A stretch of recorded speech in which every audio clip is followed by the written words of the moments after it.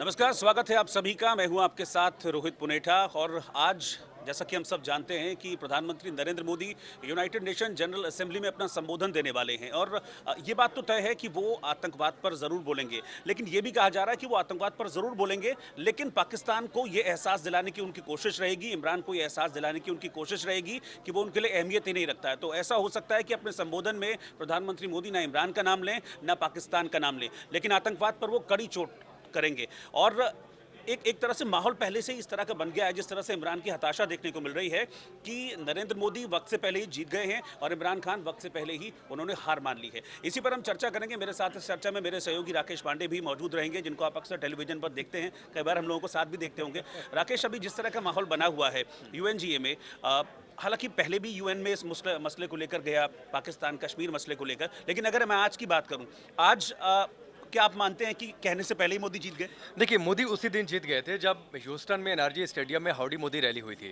क्योंकि आपको याद होगा, मुजफ्फराबाद में जब रैली की थी इमरान खान ने, तो मुजफ्फराबाद में पीओके के लोगों के सामने उन्होंने बड़ी जोर शोर से कहा था कि हम आपके साथ खड़े हैं, आखिरी सांस तक लड़ेंगे, मैं यूएन में जा रहा हूँ, वहाँ पर अपनी बात रखूंगा। वहाँ पर तो ये क्लियर हो गया था कि यूएन में इमरान खान का एजेंडा क्या रहने वाला है।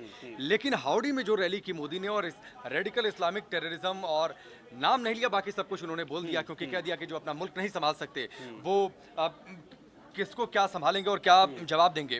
और उस दिन कश्मीर टेररिज्म और जिस तरीके से 370 35 को लेकर जिस तरीके से बयान दिया मोदी ने, उसी दिन इमरान खान हार गए थे यूएनजीए। क्योंकि ये माना जा रहा था कि इमरान खान कहेंगे तो क्या कहेंगे, भारत की ओर से पहले ये कह दिया गया था कि इमरान खान और पाकिस्तान जितना नीचे गिरना चाहते हैं वो गिर लें, हम नीचे नहीं गिरेंगे, हम विकास का एजेंडा, हम पॉल्यूशन का एजेंडा सामने रखेंगे, हम आतंकवाद पर चोट करेंगे। देखिए, जो बात आपने कही, आतंकवाद पर प्रहार तो होगा, लेकिन मुझे उम्मीद कम है कि कश्मीर का नाम लिया जाए भारत की ओर से। मुझे उम्मीद कम है कि 370 35 का नाम लिया जाए। मुझे उम्मीद कम है कि इमरान खान का नाम लिया जाए, क्योंकि भारत ने एक स्ट्रेटजी क्लियर कर ली है। आप बोलते रहिए, आप हमारे लिए महत्वपूर्ण नहीं है, हम आपको इग्नोर करेंगे। और ऐसे आदमी का नाम लेने की जरूरत भी नहीं है राकेश, मुझे लगता है, जो पहले से ही हार मान चुका हो। क्योंकि अभी न्यूयॉर्क टाइम्स में इंटरव्यू दिया इमरान खान ने और उसमें उन्होंने साफ तौर पर यह कह दिया कि मुझे उम्मीद ही नहीं है कि यूएन में इस मसले पर कुछ होगा। अरे भाई, जब आपका इशू ही गलत है, आपका मुद्दा ही गलत है, आप किसी देश के आंतरिक मसले को कहां उठाना चाह रहे हैं? यूएन में जो कंट्रीज है रोहित, आप देखिए यूएनएचआरसी में जो मसला गया, यूएनएचआरसी में इनको 15 से 16 कम से कम सपोर्ट चाहिए था।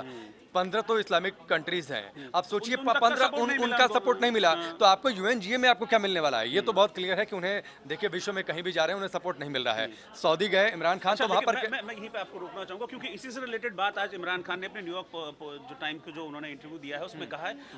अब देखिए, उनका इस्लामिक कार्ड नहीं चला, तो अब देखिए, अब वो सिंपैथी गेन करने की कोशिश कर रहे हैं। और आज वो क्या कहते हैं कि इसकी जगह कोई अमेरिकी होता, कोई यूरोपियन होता जिसके साथ ऐसा हुआ होता, तब देखते आप क्या होता, तब देखते आपकी यूएन में किस तरह से हाहाकार मच गया। ये तरीके से ये बेचारा वाला कार्ड खेलने नहीं, ये फ्रस्ट्रेशन है, बेचारा वाला कार्ड है। तो इमरान खान से ये पूछना चाहिए कि वो कह रहे हैं, तो अपनी तुलना क्या वो भारत से कर रहे हैं, अपनी तुलना क्या वो सऊदी अरब से कर रहे हैं, अपनी तुलना क्या वो अमेरिका से कर रहे हैं, और पाकिस्तान क्या इस हैसियत और इस स्थिति में है कि वो अपनी तुलना किसी और देश से करे? ना तो आर्थिक विकास पर, ना तो स्ट्रेटजी के लेवल पर, ना तो पॉलिसी के लेवल पर। क्या कोई देश दुनिया में ऐसा है जो आतंकवाद का पनाहगाह है, जो आतंकवाद का स्वर्ग है, जो टेररिज्म को एक्सपोर्ट करता है, जो अपनी स्टेट पॉलिसी के तौर पर टेररिज्म को यूज करता है, जिसकी स्टेट पॉलिसी में जिक्र होता है कि आईएसआई सपोर्ट करती है?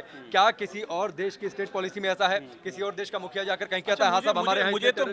मुझे इस बात पे भी, मतलब इस सोच पे इमरान खान की एक तरह से तरस आता है कि वो इमरान खान जो कि कल यूएन से कह रहे थे कि भाई हाफिज सईद के अकाउंट खोल दो, जिसको टेररिस्ट घोषित किया जा चुका है, उसके आप अकाउंट खोल दो, वो इमरान खान कैसे कश्मीर पर बात करेंगे, कैसे वो आतंकवाद पर बोलेंगे, कैसा मुंह खुलेगा उनका यूएन में? नहीं, और उसको, जिसको पहले ही ग्लोबल टेररिस्ट घोषित किया जा चुका है, उसके लिए, और शायद उसके लिए मंजूरी भी मिल गई है, अगर मैं ठीक हूँ तो। लेकिन ये तो सोचना होगा ना कि जिस आप ग्लोबल टेररिस्ट, आप कहते हैं कि हाँ ठीक है साहब, आप कह देते हैं कि हमने अलकायदा को ट्रेन किया, आईएसआई ने ट्रेन किया, लेकिन अलकायदा पर जब कोई आरोप लगता है तो आप उसे मना कर देते हैं। तो ये कैसे पॉसिबल है? ये दोहरा रवैया है, और ये दोहरा रवैया पाकिस्तान का बेनकाब हो चुका है। और इमरान खान को ये समझना चाहिए कि सबसे पहले उन्हें अपने इमेज में कवर करना होगा। इस बात को विश्व को विश्वास दिलाना होगा कि आप टेररिज्म को और ज्यादा अपनी स्टेट पॉलिसी के तौर पर आप यूज नहीं कर रहे हैं। जब तक पाकिस्तान इस मसले में सफल नहीं होगा, पाकिस्तान का कुछ नहीं हो सकता है। वो बर्बादी के अलावा उसका कोई और अंजाम है नहीं।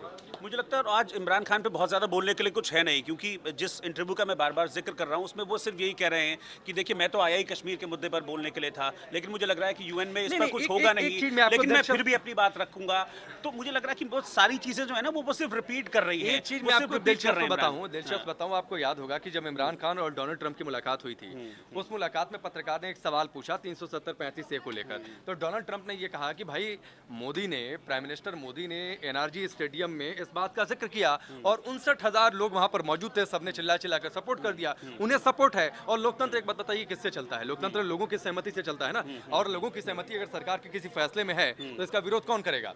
तो इस बात को दुनिया समझती है। और हकीकत ये भी कि पाकिस्तान के पास कुछ है भी नहीं बोलने के लिए। इसके अलावा ना तो उसके पास प्रोपेगेंडा कुछ करने के लिए है, ना तो उसके पास बोलने के लिए कुछ है। एक हारी हुई बाजी है। पाकिस्तान की एक और दिक्कत ये है कि पाकिस्तान में कोई भी हुकूमत तभी तक चलती है या फिर आईएसआई या सेना वैसे लोगों को सत्ता पर बैठे हुए देखना चाहती है जो भारत के खिलाफ बोलते रहें, जो जम्मू कश्मीर के फेवर में बोलते रहें, सिर्फ दिखाने के लिए। ये वहाँ की पॉलिसी है। वहाँ के लोग भी किसी को तब तक प्रधानमंत्री बने रहने देखना चाहते हैं जब तक वो भारत के खिलाफ बोल रहा है। तो ये इमरान खान की एक मजबूरी भी है। इसीलिए इमरान खान उसी मजबूरी का शिकार है और उनके पास कुछ करने के लिए दरअसल है। बिल्कुल बिल्कुल। हमारे वरिष्ठ सहयोगी यहाँ पर हैं आतिर साथ में। मैं एक चाहता हूँ कि एक वर्जन इनका भी लें। आतिर, आज प्रधानमंत्री मोदी बोलने वाले हैं, लेकिन जिस तरीके से इमरान खान की हताशा देखने को मिल रही है, वो कह रहे हैं कि मुझे पता है यूएन में इस मसले पर कुछ होगा नहीं, तो मतलब ये मान ही लिया जाए कि मतलब जीत गए हैं लड़ने से पहले ही मोदी।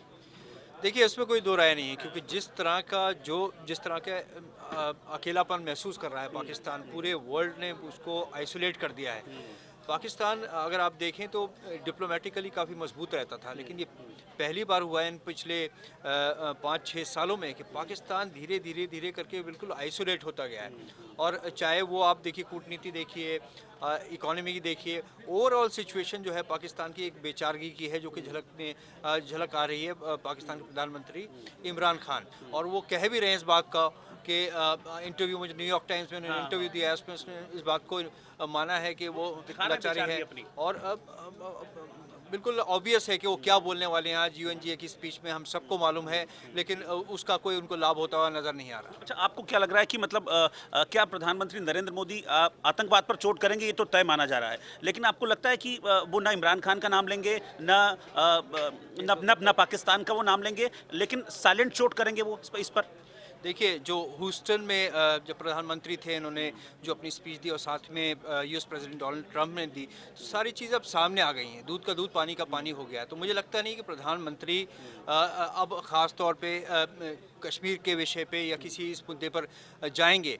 हाँ, ये बिल्कुल सही है कि आतंकवाद पर वो हमेशा से वार करते रहे हैं और इस बार भी आज वो पुरजोर तरीके से यूएनजीए की अपनी स्पीच में वो वार करेंगे। ठीक है, फिर बहुत बहुत शुक्रिया अपनी राय देने के लिए। तो कुल मिलाकर राकेश, जो हम बात कर रहे थे वो यही है कुल मिलाकर कि सीधा स्ट्रेटजी रहेगी। हाँ, में आप बाइंड अप करें उससे पहले मैं एक चीज कह दूं, जिस आप बेचारगी की बातचीत कर रहे हैं, उस बेचारगी का इससे बड़ा उदाहरण क्या हो सकता है कि आप यूएई के दौरे पर जाते हैं, वहाँ के जो क्राउन प्रिंस हैं मोहम्मद बिन सलमान, ये इनको वहाँ से कमर्शियल फ्लाइट में यूएन जाना था, यूएन में बोलने के लिए न्यूयॉर्क पहुँचना था। तो आप वहाँ के क्राउन प्रिंस ये कहते हैं कि देखिए भाई साहब, हमारे यहाँ जो स्टेट गेस्ट होता है वो कमर्शियल फ्लाइट में नहीं जाता है, ये परंपरा ट्रेडिशन रही है, मैं आपको अपना प्राइवेट जेट देता हूँ। उनके प्राइवेट जेट से वो जाते हैं। मसला सिर्फ यहीं तक नहीं है। आपको याद है कि यूएई के दौरे पर उनके साथ उनकी पत्नी बुशरा भी थी। वो कहते हैं मैं आपको 2 प्राइवेट जेट दे रहा हूँ। बुशरा को एक अलग से प्राइवेट जेट दिया कि वो पाकिस्तान चले जाएं वापस, और उनको एक अलग से प्राइवेट जेट दिया कि वो न्यूयॉर्क पहुंचे। तो जो उधार के प्राइवेट जेट से पहुंच रहा है वो किस आत्मविश्वास के साथ पहुंचा होगा? तो बेचारगी तो है, वो पूरी दुनिया देख रही है। तो कुल मिलाकर अभी तक का जो आउटकम है बातचीत का वो यही आया है कि आतंकवाद पर चोट करेंगे प्रधानमंत्री, लेकिन इमरान को तवज्जो नहीं देंगे, बिल्कुल भी पाकिस्तान को बिल्कुल भी तवज्जो नहीं देंगे। और ये अपने आप में एक बिना कहीं बहुत बड़ी चोट होगी, सबक होगा इमरान खान के लिए। सीखना चाहें तो इससे बेहतर सबक कुछ नहीं होगा। नहीं, लेकिन पाकिस्तान वैसा मुल्क नहीं है रोहित, जो नहीं सीख ले और सबक ले। एक पुरानी कहावत है, सीख ले, एक पुरानी कहावत है कि जो सुधर जाए वो पाकिस्तान नहीं। ठीक है, चलिए, बहुत बहुत शुक्रिया आपका राकेश, बहुत बहुत शुक्रिया आपका। नमस्कार।